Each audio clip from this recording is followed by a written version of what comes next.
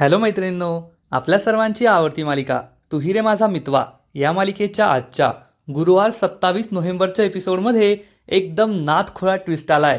आणि हा एपिसोड इतका फनी होता, इतका भारी होता की तुम्ही हसणार सुद्धा आणि खूप एन्जॉय करणार. मग असं नेमकं घडलंय तरी काय? तर मैत्रिणींनो, आपल्याला माहिती आहे की अर्णव हा आता घर जावई बनलाय, म्हणजेच तो आपल्या सासरी गेलाय आणि सासू सासऱ्यांच्या अॅनिव्हर्सरीची तयारी करतोय. पण ईश्वरी त्याच्यावर खूप चिडली आहे आणि या दोघांचं लुटूपुटूचं भांडण सुरूच आहे. अर्णव आणि ईश्वरी हे दोघेही एकमेकांना टोमणे मारताय. पण अर्णव शेवटी जावई बापू आहे, त्यामुळे या गोष्टीचा त्याने फायदा उचलला आणि ईश्वरीच्या आईकडे ईश्वरीच्या खूप तक्रारी केल्या. ही माझी नीट काळजी घेत नाही, माझ्या जेवणाकडे लक्ष देत नाही, नेहमी मला डोळे दाखवते, मला घाबरवते, माझ्यावर चिडचिड करते. आणि मग सुप्रियाने, ईश्वरीच्या आईने ईश्वरीला चांगलंच सुनावलं. त्यामुळे ईश्वरीचे डोळे हे मोठे मोठे होत गेले आणि ती अर्णववर खूप चिडली. आणि मग तिने प्लॅन बनवला की अर्णव सर, मी तुमची काळजी घेत नाही ना, मग पहा काळजी घेणं काय असतं, बायकोची नवऱ्यासाठी काळजी काय असते ते मी तुम्हाला दाखवते. आणि तिने चक्क अर्णवसाठी नागिन डान्स करून दाखवला. आणि एवढंच नाही की नागिन डान्स झाल्यानंतर अर्णव झोपल्यानंतर चक्क भूत बनून भूतासारखा मेकअप करून त्याला घाबरवलं सुद्धा. मग हा एपिसोड खूपच भारी होता. हे सगळं घडलं तरी कसं आणि आणखीन काय काय झालं हे जाणून घेण्यासाठी हा व्हिडिओ शेवटपर्यंत नक्की पहा. तर मैत्रिणींनो, सगळ्यात आधी अर्णव आणि ईश्वरी हे दोघे घरात एकटेच असतात, बोलत बसतात.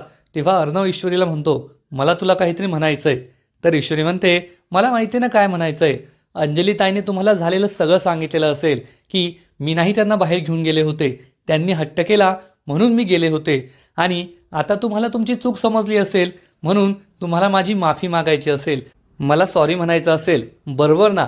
तर अर्णव म्हणतो, नाही नाही, मला तुला काही सॉरी म्हणायचं नाही आहे. मी तर म्हणत होतो आत्ताच मी बाहेरून आलो आहे, तर मला फ्रेश व्हायचं आहे.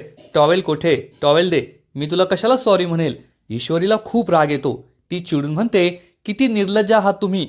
तुम्ही माझं काही ना ऐकून घेता, माझी चूक नसताना माझ्यावर एवढं ओरडला आणि मला वाघाची डरकाळी फोडून गप्प बसवलं, डोळे दाखवले आणि आता सॉरी म्हणण्याची वेळ आली तर तुम्हाला सॉरी बोलायला सुद्धा लाज वाटतेय. खरंच अर्णव सर, असे कसे वागू शकतात तुम्ही? तर अर्णव म्हणतो, मी तुला सॉरी का म्हणायचं? मी नाही म्हणणार सॉरी. मी आता तुझ्या घरी आलोय ना, मी या घरचा जावई आहे आणि जावई कधी सॉरी म्हणत नसतो. ईश्वरी चिडून म्हणते, वा रे वा, म्हणजे आधी स्वतः चूक करायची आणि नंतर मी तुझा नवरा आहे, मी जावई आहे, मी सॉरी कशाला म्हणायचं म्हणून ॲटिट्यूड दाखवायचा. किती इगो आहे सर तुम्हाला. तुम्ही माझी माफी मागणार नाही ना, मग मी सुद्धा तुम्हाला टॉवेल देणार नाही. तुम्हाला फ्रेश व्हायचं तर व्हा, टॉवेल वापरायचा तर वापरा, कुठे शोधायचं ते शोधा, मी तुम्हाला नाही देणार. असं म्हणून ईश्वरी ही रुसून बसते आणि तेथून निघून जाते. अर्णव चांगलाच खुश होतो. त्याला ईश्वरीला असाच त्रास द्यायचा असतो. तो सगळं हे जाणून बुजून करत असतो. एकूणच हा सीन खूप भारी आहे. ईश्वरी आणि अर्णव या दोघांचं हे लुटूपुटूचं भांडणं, एकमेकांवर चिडणं, एकमेकांना टोमणे देणं हे पाहताना तुमच्या चेहऱ्यावर सुद्धा स्माईल येईल. तुम्हाला हे खूप आवडेल एवढं मात्र नक्की, जशी अर्णवच्या चेहऱ्यावर स्माईल आलेली असते. तर इकडे वल्लरी तिच्या रूममध्ये असते आणि तिने भूतकाळात काय केलंय आणि भविष्यात काय कांड करायचे याचा विचार करत असते. तेवढ्यात राजेश तेथे येतो आणि विचारतो, काय मग मामी, तुम्हाला जबरदस्तीच्या सुनबाईंच्या आईंचं आमंत्रण मिळालं की नाही? वल्लरी विचारते, कोणतं आमंत्रण?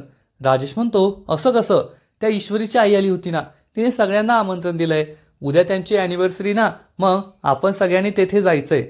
तर वल्लरी म्हणते, मी झोपले होते ना म्हणून मला माहीत नव्हतं, पण आता त्या ॲनिव्हर्सरीला जावंच लागेल का? राजेश म्हणतो, आता जबरदस्तीच्या सुनबाई आहेत त्या, जावं तर लागणारच. तर वल्लरी म्हणते, जावई बापू, आता आपसुकच ईश्वरी तिच्या माहेरी गेली ना, मग असं काहीतरी करायला पाहिजे की ईश्वरी ही परत या घरात कधी यायलाच नको, ती कायमची तिच्या माहेरीच राहायला हवी. राजेश हसू लागतो आणि म्हणतो, काय मामी, उगाच दिवा स्वप्न पाहू नका, तुम्हाला ते काही जमायचं नाही. वल्लरी चिडून म्हणते, जावई बापू तुम्ही हे काय बोलताय, का नाही जमायचं आम्हाला? तर राजेश म्हणतो, आजपर्यंत तुम्ही आणि त्या लावण्याने काही कमी प्लॅन बनवलेत का? हजारो प्लॅन बनवले, पण त्या ईश्वरीचा एक केस तुम्ही वाकडा नाही करू शकले आणि आता तिला कायमचं माहेरी पाठवायचं बोलताय. तर वल्लरी म्हणते, मी सगळं काही करू शकते आणि आता तुम्ही पाहतच राहा. मी असा प्लॅन बनवणार ज्यामुळे अर्णव आणि ईश्वरी हे एकमेकांपासून कायमचे तुटतील आणि ती ईश्वरी कायमची माहेरी जाईल. राजेश म्हणतो, वा वा, असं झालं तर मला आनंदच आहे. तुम्ही आणि लावण्या काय प्लॅन बनवायचा तो बनवा. काही गरज लागली, मदत लागली तर मला सांगा, मी तुम्हाला मदत करायला तयार आहे, असं तो मामीला सांगतो आणि बाहेर पडतो. मामी विचार करते, जावई बापूंनी मला खूप कमी लेखलंय. त्यांना माहीत नाहीये मी काय चीज देते, मी याआधी काय काय केलंय. आणि ही ईश्वरी तर माझ्यासमोर काहीच नाहीये, साधा पालं पाचोळा. तिला मी कसं उडून लावते ते तुम्ही पाहतच राहा, असा निर्धार मामी करते. तर इकडे राजेश रूम बाहेर येतो आणि विचार करतो, या मामीला आणि लावण्याला जे काही करायचं ते करू दे. झालं तर माझा फायदाच होईल, नुकसान काही नाहीये. पण आता मला शांत राहावं लागेल, कारण मला अर्णवच्या पैशांची गरज आहे. आणि त्याच्याकडून जर पैसा मिळवायचा असेल ना, तर त्या दोघांना त्रास देऊन नाही चालणार. तेवढ्यात राजेशला एक गुंड दादा कॉल करतो आणि विचारतो, ए फुकणीच्या, तुला काय वाटलं माझे पैसे घेऊन बसशील का? लवकरात लवकर माझे 5 लाख रुपये परत करायचे, नाहीतर तुझी किडनी, तुझं लिव्हर सगळं काढून घेईन आणि तुला मुंबईच्या खाडीत फेकून देईन, हे लक्षात ठेवायचं. राजेश चांगलाच घाबरतो आणि म्हणतो, काय दादा, माझी एवढी हिंमत आहे का तुमचे पैसे मी नाही परत करणार? मी लवकरात लवकर तुमचे पैसे परत देईल, तुम्ही काळजी करू नका. पण त्याच वेळेस अंजली तेथे येते आणि ती हे सगळं ऐकते. ती विचारते, कोणाचा फोन होता? राजेशला मोठा धक्काच बसतो की अंजलीने सगळं ऐकलंय. आता तिला काय उत्तर द्यायचं हाच प्रश्न तिला पडतो. तर इकडे ईश्वरीच्या घरी मात्र अर्णव, सुप्रिया आणि नम्रता या दोघींना ॲनिव्हर्सरी कशी साजरी करायची याचा प्लॅन सांगत असतो. तो नम्रताला म्हणतो, नम्रता, सगळं नोट डाऊन करून घे. आणि सांगू लागतो की बाबांना फुलं खूप आवडतात ना, पण साधी फुलं आवडतात. मग आपण फुलांचं डेकोरेशन करायचं, त्यांच्या आवडीची फुलं. नम्रता हे लिहून घेते. तर सुप्रिया विचारते, तुम्हाला हे सगळं कसं माहिती आहे? तर तो म्हणतो, आता लाडका जावयाला लाडक्या सासू सासऱ्यांचं सगळं माहीतच असणार ना, मला सगळ्या आवडीनिवडी तुमच्या माहिती आहे. तुम्ही पुढचा प्लॅन तर ऐका. आपण फुलांचं डेकोरेशन करूया. त्यानंतर बाबांना इंदोरी पदार्थ खूप आवडतात ना, मग त्यांच्या आवडीचे दाल बाफले बनवायचे, दहीवडा बनवायचा. आणि त्यांना स्वीटसुद्धा खूप आवडतं, शेवटी ते हलवाई होते. मग त्यांच्या आवडीची मावा बाटी बनवायची आणि गावरान तुपात तरबतर झालेला मुगाच्या डाळीचा शिरा बनवायचा. हे ऐकून सुप्रियाला खूप आनंद होतो. नम्रता हे सगळं नोट डाऊन करते. अर्णव सांगतो, एवढंच नाही तर त्यानंतर आईबाबांना जुनी गाणी खूप आवडतात ना, मग आपण सगळ्यांनी जुनी गाणी गायची, मस्त एन्जॉय करायचा. सुप्रियाला हा प्लॅन खूप आवडतो. नम्रतासुद्धा अर्णवचं छान कौतुक करते की खरंच किती छान प्लॅन बनवलाय तुम्ही. तेवढ्यात ईश्वरी तेथे येते आणि चिडून म्हणते, असा कसा प्लॅन बनवला? माझ्या आईबाबांची ॲनिव्हर्सरी आहे, मग प्लॅन मी बनवणार. आणि या अर्णव सरांना काय माहिती आहे आईबाबांची आवड निवड? सगळं मला माहिती आहे. तर नम्रता तिला म्हणते, अगं इशू, जीजूंनी खूप छान प्लॅन बनवलाय, एकदा प्लॅन पहा तरी. तर ईश्वरी म्हणते, ते कसला प्लॅन बनवताय? अर्णव सरांचे सगळे प्लॅन हायफाय असतात. त्यांनी सांगितलं असेल की 5 स्टारमध्ये जाऊया, 5 स्टार चायनीज खाऊया, एखादा व्हायोलिन वाजायला लावूया. बाबांना ते नाही आवडायचं. मी सांगते काय प्लॅन बनवायचा ते, असं म्हणून लगेचच ती आपला प्लॅन सांगू लागते. ईश्वरी म्हणते, बाबांना फुलं खूप आवडतात ना, आपण मस्त फुलांचं डेकोरेशन करायचं. हे ऐकून सुप्रिया आणि नम्रताला मोठा धक्काच बसतो, कारण आता अर्णवने हेच सांगितलेलं असतं. नम्रता तिला काही सांगणार, पण ती काय ऐकतच नाही. ईश्वरीची नॉनस्टॉप बडबड सुरूच असते. ती म्हणते, सगळ्यात आधी तर फुलांचं डेकोरेशन करायचं, मग बाबांना इंदोरी पदार्थ खूप आवडतात ना, मग त्यांच्यासाठी मस्त इंदोरी दाल बाफले, इंदोरी दहीवडे बनवायचे. स्वीटमध्ये आपण त्यांच्या आवडीची मावा बाटी बनवायची आणि घी में तरबतर असा मूग डाळीचा शिरा बनवायचा. हे ऐकून सुप्रिया, अर्णव, नम्रता यांना मोठा धक्काच बसतो. अर्णव हा ईश्वरीकडे हसून पाहू लागतो की खरंच आता मी जे काही बोललो ते सेम डिट्टो ती बोललेली असते. एकूणच ईश्वरी आणि अर्णवचा प्लॅन हा 100% सेम टू सेम असतो. नम्रता आणि सुप्रियाला आश्चर्याचा धक्काच बसतो. त्या दोघीही तिच्याकडे आश्चर्याने पाहू लागतात आणि हसू लागतात. तर ईश्वरी म्हणते, पाहिला का माझा प्लॅन किती भारी आहे? कारण हे अर्णव सर आहे ना, एकदम 5 स्टार मोठे मोठे प्लॅन बनवतात आणि माझे प्लॅन हे घरगुती असतात, ज्यामुळे सगळ्यांना आनंद मिळतो. मग तुम्ही सांगा कोणाचा प्लॅन भारी आहे, माझा की अर्णव सरांचा? तेव्हा नम्रता म्हणते, तुमच्या दोघांचा प्लॅन अगदी सेम टू सेम आहे, 100% सेम. तर ईश्वरी म्हणते, असं होऊच शकत नाही. यांचे आणि माझे विचार खूप वेगळे. त्यांचे प्लॅन हायफाय असतात आणि माझे घरगुती असतात. तर नम्रता ही चक्क ईश्वरीसमोर हे नोटपॅड ठेवते आणि म्हणते, तूच वाच आता जिजूंनी काय प्लॅन सांगितला होता जो मी नोट डाऊन केला आहे, आणि तुझा प्लॅन काय होता. ईश्वरी हे नोटपॅड घेते आणि नम्रताने जे काही लिहिलंय ते सगळं वाचू लागते की सगळ्यात आधी तर फुलांचं डेकोरेशन करायचं, मग इंदोरी पदार्थ बनवायचे, दाल बाफले, दहीबडे, मावा बाटी आणि घी में तरबतर शिरा, आणि मग सगळ्यांनी भारतीय पद्धतीने जेवायला बसायचं आणि जुनी गाणी गायची. हे ऐकून ईश्वरीला जबर धक्काच बसतो आणि ती तिचा आवाज हळूहळू कमी करते.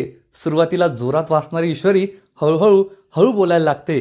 अर्णव तिला म्हणतो, डेसिबल वाढवा, जोरात बोला, आम्हाला ऐकू येत नाहीये. ईश्वरीला खूप राग येतो. ती अर्णवकडे आश्चर्याने पाहू लागते. तिचा विश्वासच पटत नाही की मी आता जे काही बोलले ते अर्णव सरांनी आधीच सांगितलं होतं. आपला प्लॅन 100% सेम टू सेम आहे. तर सुप्रिया म्हणते, वा ईश्वरी, तुमचे विचार किती मिळते जुळते. तू जे काही सांगितलं तेच आधी अर्णवने सांगितलं होतं. तर नम्रता म्हणते, खरंच जिजू आणि इशू एकमेकांसारखाच विचार करतात. खरंच त्या दोघांचे विचार किती मिळते जुळते. चला आई, आपण तयारी करायला जाऊया. सुप्रिया आणि नम्रता तेथून जातात. तर अर्णव हा ईश्वरीला इशारा करतो, पहा आपले विचार किती मिळते जुळते. पण ईश्वरी खूप चिडलेली असते. अर्णव हा रूममध्ये निघून जातो. त्यानंतर ईश्वरीच्या चेहऱ्यावर स्माईल येते. खरंच अर्णव सर आणि माझे विचार किती मिळते जुळते म्हणून तिला आनंद झालेला असतो आणि ती अर्णवचाच विचार करत असते. पण तेवढ्यात अर्णव हा रूममधून विचारतो, टॉवेल कुठे. ईश्वरी विचारात दंग असते आणि सांगते की कपाटात ठेवलाय. अर्णव तिच्याकडे पाहून स्माईल करतो, खुश होतो. ईश्वरी खूप चिडते. मी विचारात त्यांना टॉवेल सांगून दिला आणि ते जिंकले असं म्हणून तिला खूप राग येतो. पण आता अर्णव सरांना जिंकू द्यायचं नाही असं ती ठरवते. तर इकडे अंजली राजेशला जाब विचारते, तुम्हाला कोणाचा फोन आला होता आणि कोण तुमच्याकडे पैसे मागतंय. राजेश पुन्हा एक गोष्ट बनवतो, अंजलीला गुंडाळतो आणि सांगतो, माझा एक गरीब क्लायंट आहे, त्याच्या बायकोची डिलिव्हरी होती, खूप क्रिटिकल ऑपरेशन होतं, त्याला पैशांची खूप गरज होती आणि माझ्याकडे तर पैसे नव्हते, म्हणून मी माझ्या एका दुसऱ्या क्लायंटकडून पैसे घेऊन त्याला दिले आणि आता तो दुसरा क्लायंट पैसे मागतोय, माझ्याकडे तर पैसे नाहीये. अंजली राजेशला म्हणते, मग अर्णवकडे मागा ना, अर्णव तुम्हाला पैसे देईल. राजेश म्हणतो, नको नको, त्याच्याकडून याच्या आधी सुद्धा मी अनेकदा पैसे मागितलेत आणि मी त्याचा दाजी आहे, असे पैसे मागायला बरं नाही वाटत ना, शेवटी तो माझा छोटा साला आहे. तर ती म्हणते, ठीक आहे, अर्णवकडे नका मागू, तुम्ही सांगा किती पैसे लागताय, मी तुम्हाला देते. तर राजेश म्हणतो, खूप मोठी रक्कम आहे.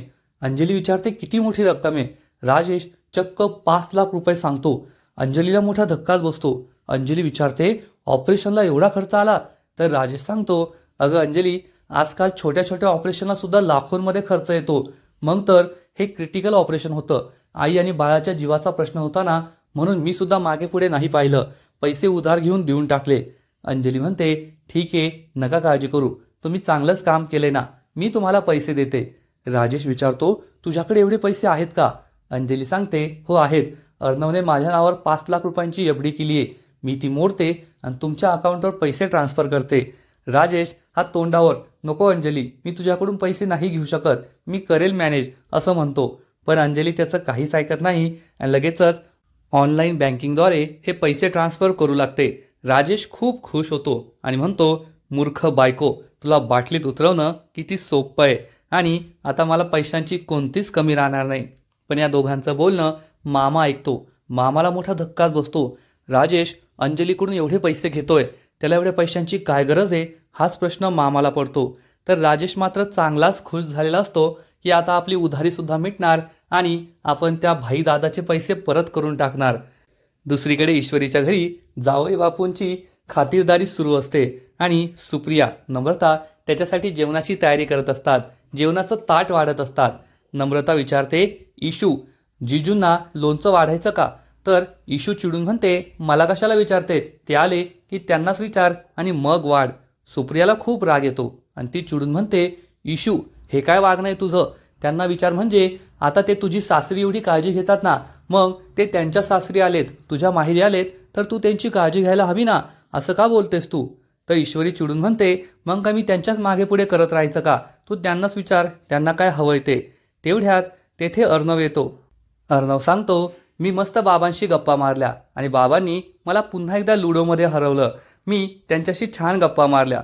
तर ईश्वरी विचारते, बाबा तर बोलत नाही, मग तुम्ही त्यांच्याशी गप्पा कशा मारल्या? नम्रता सांगते, त्या दोघांना एकमेकांचे इशारे चांगले समजतात. अर्णव सरांचे इशारे बाबांना कळतात आणि बाबांचे इशारे अर्णव सरांना कळतात. मग त्या इशाऱ्यामध्येच गप्पा मारतात. तेव्हा अर्णव हा सर्वांना सांगतो, जसं ईश्वरीला माझे इशारे कळतात आणि तो जेव्हा अर्णवचा आवाज गेला होता तेव्हा ईश्वरीला त्याचे इशारे कसे समजत होते आणि दोघे इशारात कसे बोलत होते हे सर्वांना सांगतो. त्यामुळे सगळ्यांनाच आनंद होतो. नम्रता हसू लागते. ईश्वरी तिच्यावर खूप चिडते. अर्णव हा जेवायला बसतो आणि सुप्रिया ईश्वरीला म्हणते, त्याची काळजी घे, त्याला काय जे हवंय ते सांग. परंतु ईश्वरीची चिडचिड सुरू असते आणि शेवटी अर्णव हा आपल्या सासूबाईंसमोर ईश्वरीची गाऱ्हाणी मांडू लागतो की ईश्वरी मला खूप त्रास देते, मला काय हवंय काही नकोय त्याकडे लक्षच देत नाही आणि तिचं माझ्याकडे लक्षच नसतं. ईश्वरीला खूप राग येतो आणि ती अर्णवकडे डोळे मोठे करून पाहू लागते. अर्णव हा जसं जसं सुप्रियाला सांगत असतो तसे तसे ईश्वरीचे डोळे हे मोठे मोठे होत जातात. ती अर्णवकडे रागारागाने पाहत असते. एकूणच ईश्वरीचं वेगळंच रूप आपल्याला पाहायला मिळतं. तर इकडे मामा हा खूप टेन्शनमध्ये असतो आणि विचार करतो की त्या राजेशने अंजलीकडे 5 लाख रुपये मागितले आहेत. त्याला हे 5 लाख रुपये कोणाला द्यायचेत? जर हे मला कळलं ना तर त्याचा एखादा वीक पॉईंट हातात येईल आणि मग त्याचा फायदा मला करून घेता येईल असा विचार मामा करत असतो.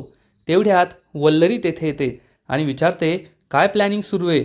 तर मामा म्हणतो, मी तुझ्यासारखे प्लॅन नाही बनवत आणि तू आजपर्यंत काय काय प्लॅन बनवले ना ते मला चांगलंच माहिती आहे.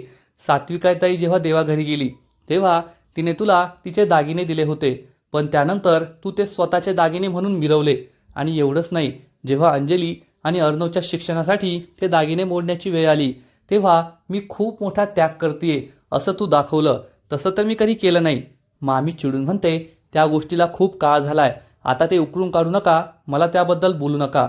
मामा म्हणतो, नाही बोलत, पण तू अजून काय काय केलंय ना ते मला चांगलंच माहिती आहे. असं म्हणून मामा तेथून निघून जातो. वल्लरी म्हणते, तुम्हाला तर माहीतच नाहीये, ती तर खूप छोटी गोष्ट मी केली होती, त्यापेक्षा काय काय मोठे मोठे कांड मी करून ठेवले. ते जर तुम्हाला कळलं ना तर तुमच्या पायाखालची जमीनच सरकेल असा विचार मामी करते. तर इकडे सुप्रिया ही ईश्वरीला सांगते, ईशू हे तुझं काय वागणं आहे? जावई बापूंची तू काळजी घ्यायला हवी. सासरी ते तुझी किती काळजी घेतात, मग त्यांच्या सासरी तू त्यांची काळजी घ्यायला हवी ना. पण ईश्वरी ही अर्णववर चिडून म्हणते, ते त्यांचं पाहून घेतील, मी कशाला त्यांची काळजी घ्यायची. आणि अर्णव हा पुन्हा एकदा ईश्वरीबद्दल सुप्रियाला भडकून देऊ लागतो. ही मुलगी माझ्याशी कसं बोलते, नेहमी असंच वागते, चिडचिड करत राहते, माझी काळजी घेत नाही. आई पहा, ती मला किती मोठे मोठे डोळे दाखवते. आणि ईश्वरी हेच मोठे डोळे सुप्रियाला सुद्धा दाखवते. त्यावेळी नम्रता आणि सुप्रिया चांगल्याच घाबरतात आणि म्हणतात, ईश्वरी हे तुझं काय वागणं आहे? किती मोठे डोळे करून पाहतेस, डोळ्यानेच नवऱ्याला गिळतेस की काय? त्यामुळे ईश्वरी ही गप्प बसते.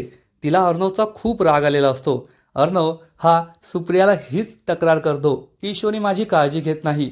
त्यामुळे ईश्वरी मनातल्या मनात विचार करते, अर्णव सर, तुम्ही माझ्या आईजवळ माझी चुगली केलीत ना, मी तुमची काळजी घेत नाही असंच तुम्ही बोलताय ना, मग आता पहा मी तुमची काळजी कशी घेते ते. बायकोने नवऱ्याची काळजी कशी घेतली असावी हे तुम्हाला आज मी दाखवून देणार.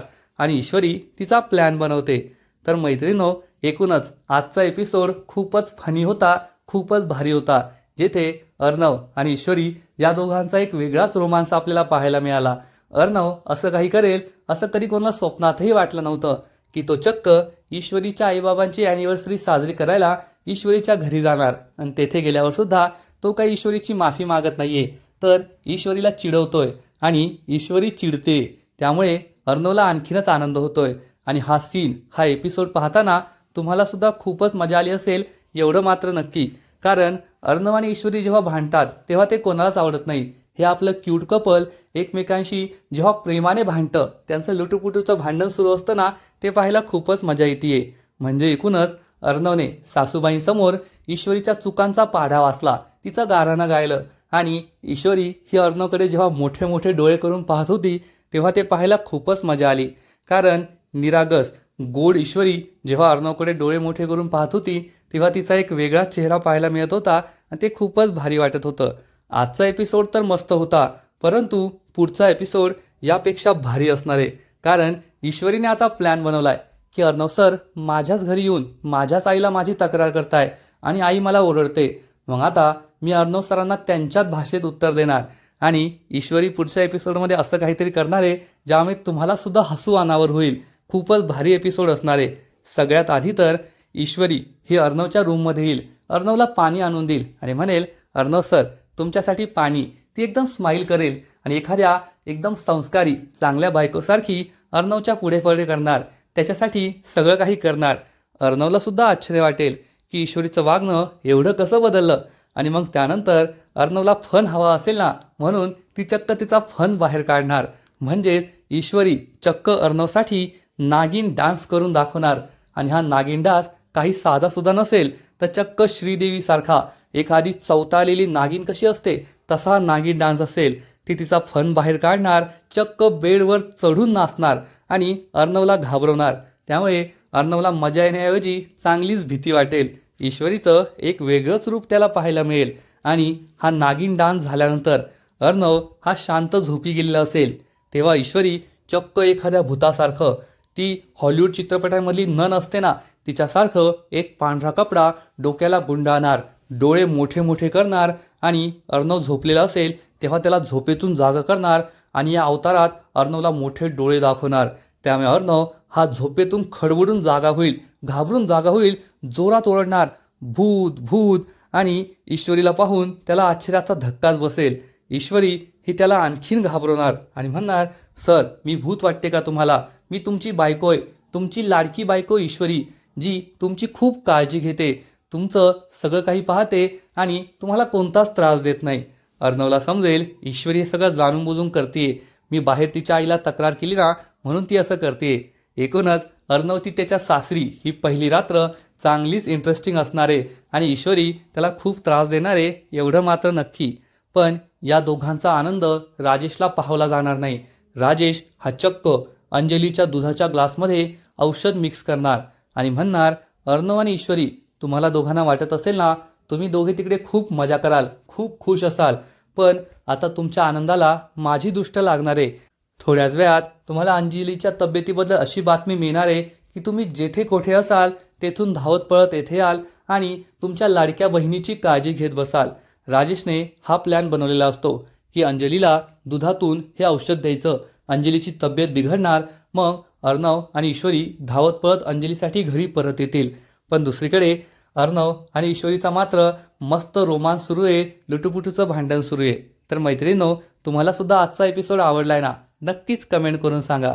आणि तू ही रे माझा मितवा या मालिकेचे असेच नवीन नवीन अपडेट्स सर्वात आधी जाणून घेण्यासाठी व्हिडिओला लाईक करा, शेअर करा, चॅनलला सबस्क्राईब करून बेल आयकॉनवर क्लिक करा, म्हणजे मालिकेचे नवीन नवीन अपडेट्स तुम्हाला सर्वात आधी मिळत राहतील.